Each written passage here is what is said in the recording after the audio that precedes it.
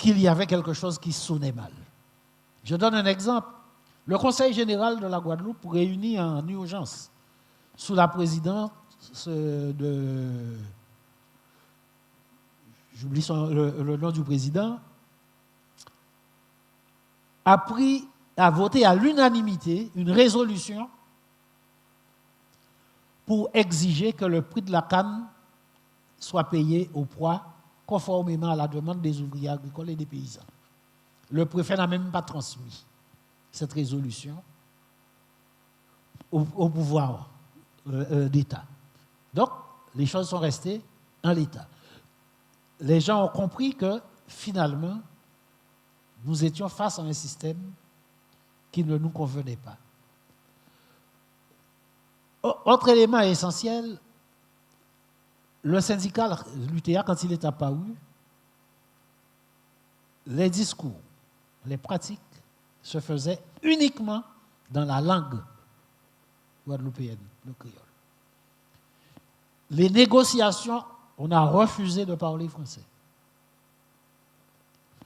Au tribunal, ceux qui étaient arrêtés ont refusé de parler français au juge. On a dû interrompre le procès et aller chercher des interprètes.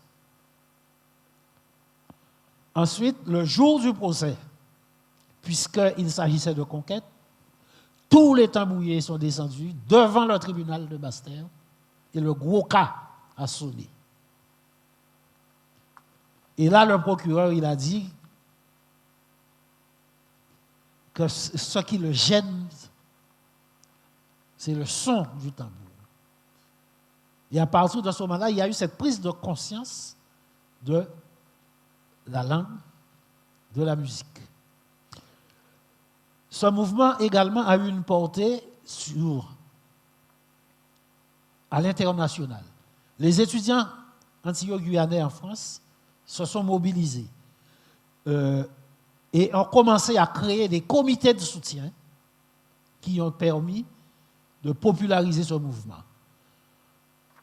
Plus près de nous, des étudiants martiniquais qui sont partis pour les vacances de Pâques chez eux, notamment quelques-uns de Rivière-Pilote, ont pris contact avec les mouvements anticolonialistes martiniquais et ont demandé à ce que nous venions, une délégation, vienne en Martinique. Donc on a pris les contacts, une délégation est partie début avril en Martinique. On a tenu un meeting à Rivière-Pilote, sous le marché de Rivière-Pilote.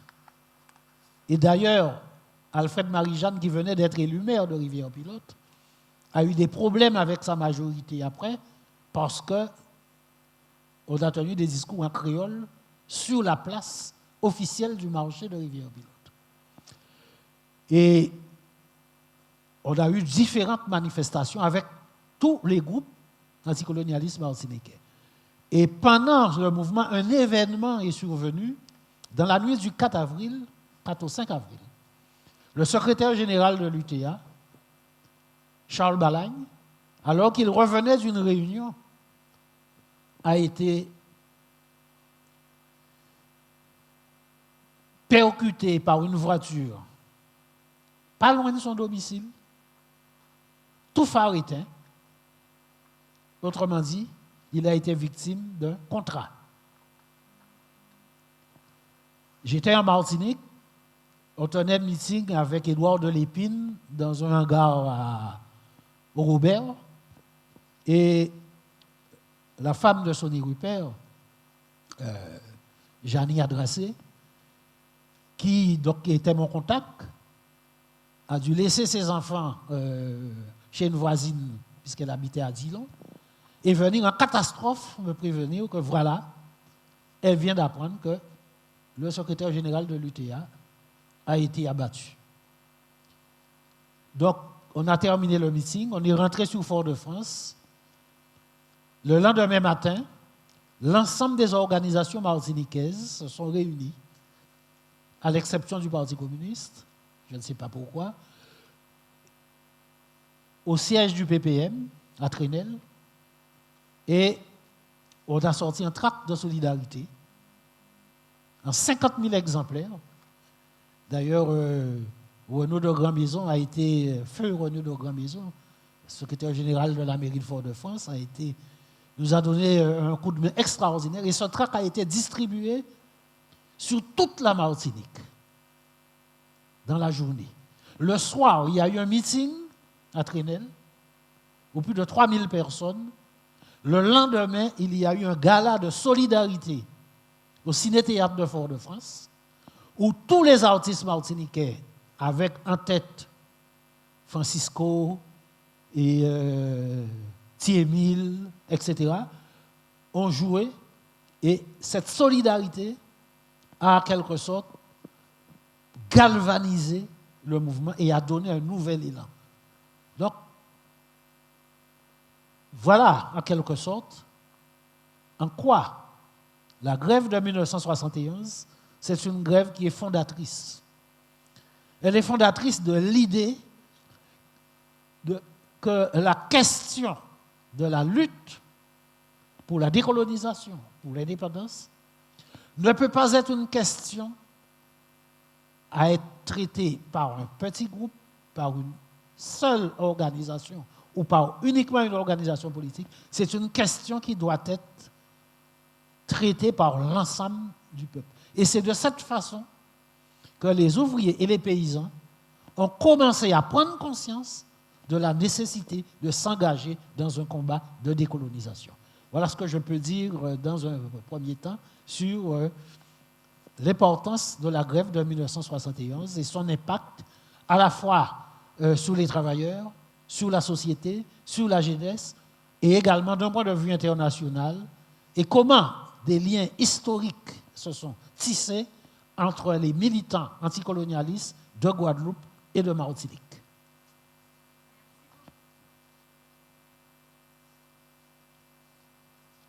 Merci beaucoup pour ce premier développement, très très très intéressant. Donc nous allons faire une petite pause pour prendre vos questions. Donc sur le Facebook Live, donc nous avons un agent qui va relever donc les questions. Au niveau du Zoom, donc n'hésitez pas à nous faire un petit signe de la main et nous vous passerons la parole. Alors, nous avons constitué un jury étudiant que vous pouvez voir, qui est actuellement à la mairie, qui est composé donc de M. Tassius Thierry, doctorant du CAGI, de M. Tisseur Emeric, en Master 2 au Crédit, de Mme Vindex Lindsay, en Master 2 au niveau du CAGI. Est-ce que vous nous entendez, les étudiants? Oui, très bien. Voilà. Donc, est-ce que vous avez des questions, des sujets, des questions que vous aimeriez aborder avec M. Mounien sur ce premier développement? Alors. Oui. Oui, alors, oui, une première question de la part de M. Tisseur. Oui, donc, comme vous avez dit, le mouvement de grève de 71 a eu un fort effet de rassemblement. Mais j'aimerais savoir quel a été vraiment le vecteur qui a entraîné cela. Alors, j'ai pas bien compris la question. Quel a été le vecteur qui a entraîné le fort pouvoir de rassemblement qu'a eu le mouvement de grève? Comme vous avez dit, il a été rejoint par les étudiants, les professeurs. Qu'est-ce qui a entraîné ce rassemblement en fait?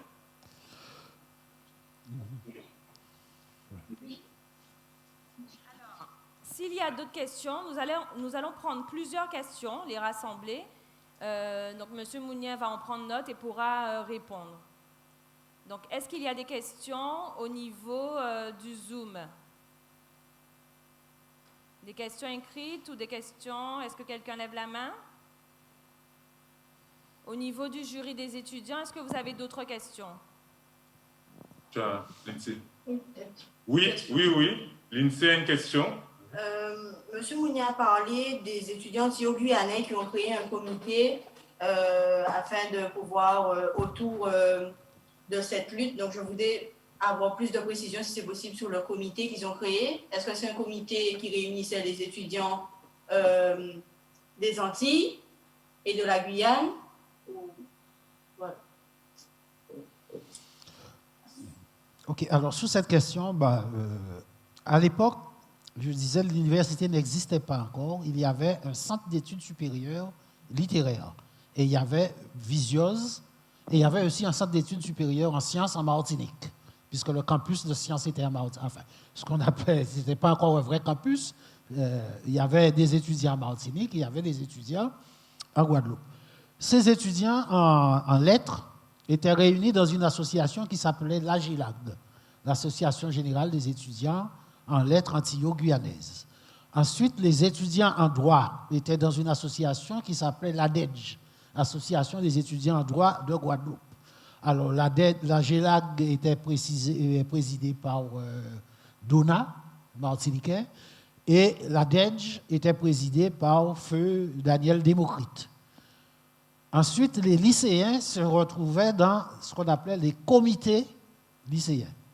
Ces comités lycéens étaient animés principalement sur Bainbridge par notamment Edine Nedeljković et les frères, comment ils s'appelaient, j'oublie leur nom, mais enfin Edine Nedeljković était parmi le plus connu de ces responsables étudiants. Voilà. Donc, les frères Del Vecchio. Del Vecchio, voilà. C'était les frères Del Vecchio qui étaient, et Edine Nedeljković qui constituaient l'ossature de ce qu'on appelait déjà une petite organisation lycéenne, mais qui avait une forte capacité de mobilisation. Donc, ces étudiants et lycéens se sont rassemblés dans un comité de coordination. Et ce comité de coordination, il était basé principalement, puisque le bastion de la résistance, c'était Visiose, qui se trouvait à l'époque à la rue Victor, enfin à côté du tribunal de grande instance. Voilà. Alors, quel a été le vecteur? Oui? Merci. Alors, concernant la première question, pourquoi autant de gens se sont rassemblés autour du mouvement des travailleurs agricoles? Nous sommes en 1971, 3 ans à peine après les événements de mai 1967, et le mouvement qui venait d'être déclenché avait une parfaite maîtrise de l'organisation sur le terrain. On a tout fait pour éviter les dérapages. Ce mouvement, il était un mouvement de masse, avec une forte mobilisation, mais contrairement à toutes les grèves qu'on a connues dans la canne, historiquement, les grèves de la canne, c'était toujours des grèves très violentes, où il y avait du bastonnage, de passer la fraîcheur. Ce mouvement, il a utilisé essentiellement la persuasion, y compris pour les personnes qui ne voulaient pas faire grève. Jamais aucune violence n'a été exercée contre les personnes qui refusaient de faire grève.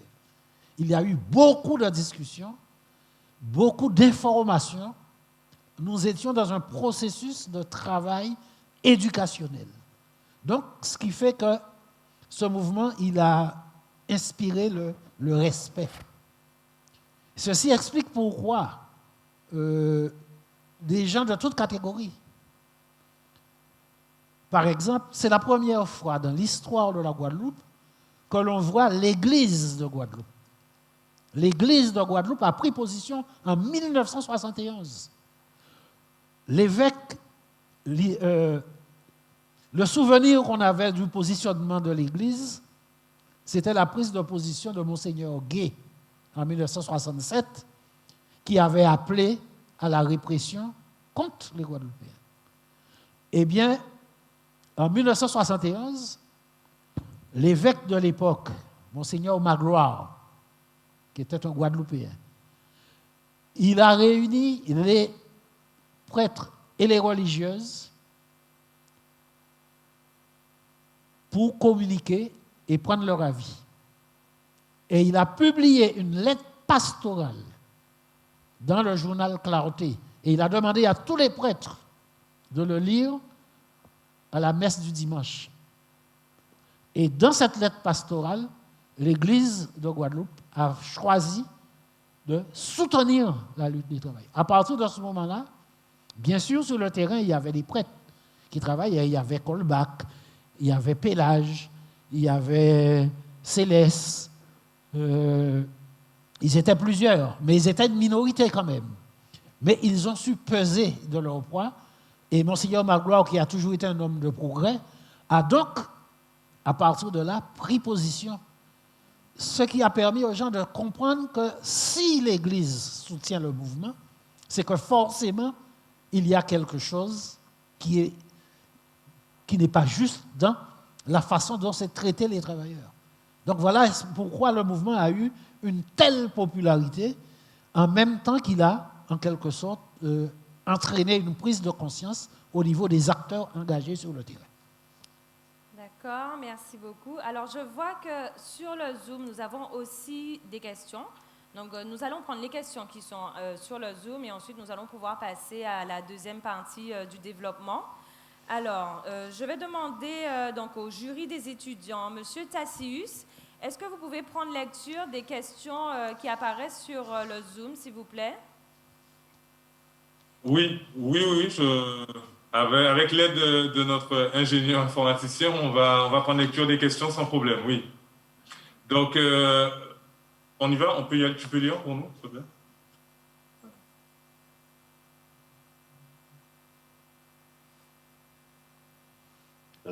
Il y a beaucoup. Alors, je vais en profiter pour présenter M. Balthus Hansberg, qui est professeur d'anglais et docteur en sciences politiques et parmi nous aussi au niveau du jury. Bonjour. Vas-y, quelque chose. Tu peux lire. Mais vas-y, c'est pas grave. Mais c'est pas grave. Alors, il y a plutôt des remarques sur leur Zoom et en fait, on est en train de chercher peut-être les questions un peu plus... Ça y est. Je vois qu'on a une question de Valérie et une intervention de M. Jérémy Jalton. Bonjour.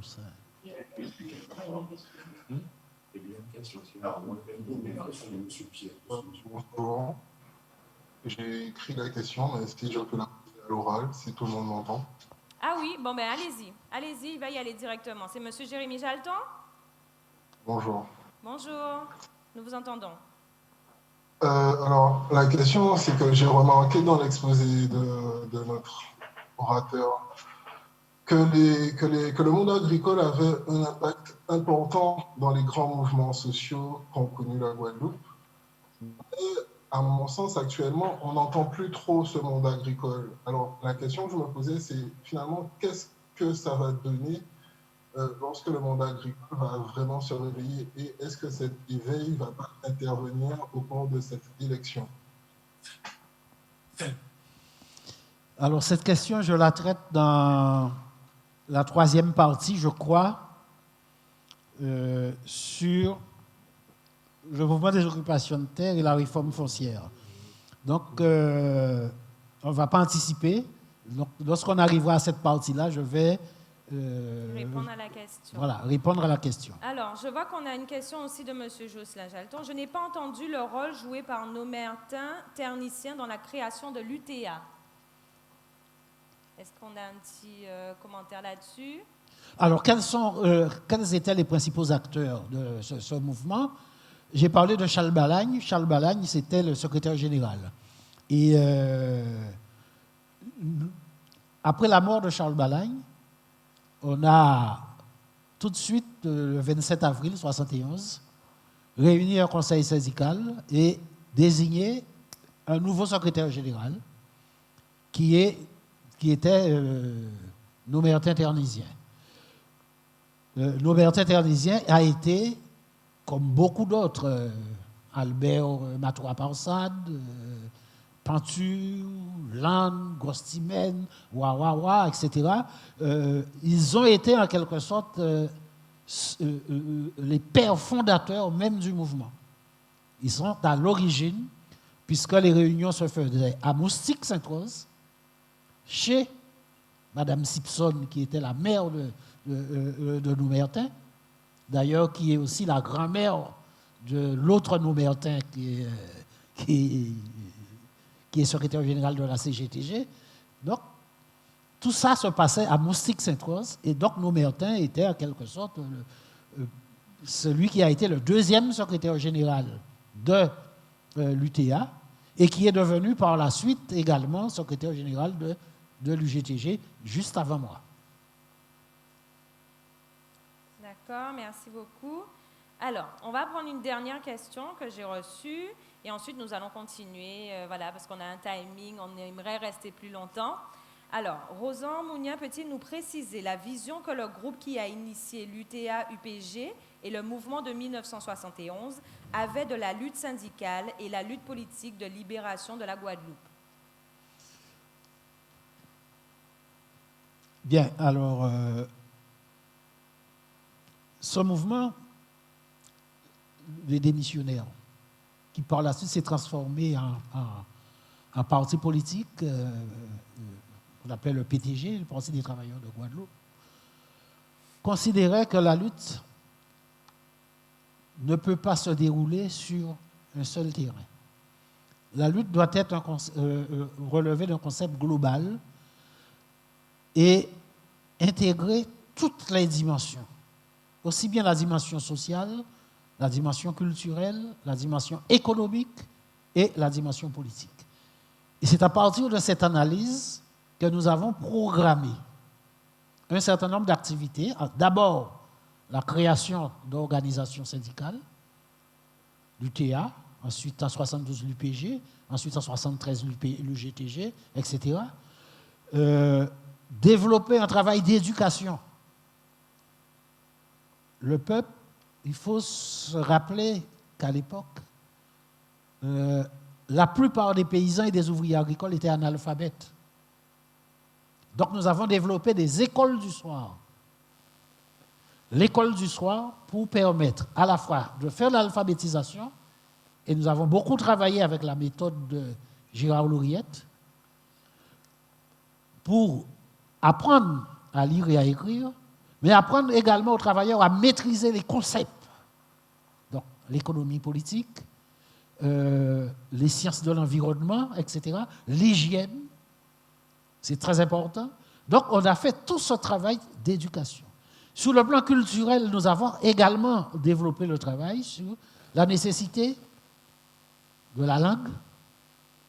D'ailleurs, à partir de 1970, Sonny Rupert ne va plus écrire en français. Il va choisir, décider délibérément d'écrire tous ses poèmes en créole. Sur la musique, on va avoir des militants qui vont s'engager sur le front du Gouka, non seulement au niveau du Gouka traditionnel avec Conquête, mais il va y avoir Gérard Loquel qui va quitter la France dès 69, 68, et pour venir s'installer en Guadeloupe et faire un travail de recherche sur le Gouka. Il va écouter, entendre tous les acteurs du Gouka traditionnel et il va développer un concept qui est celui du Gouka moderne.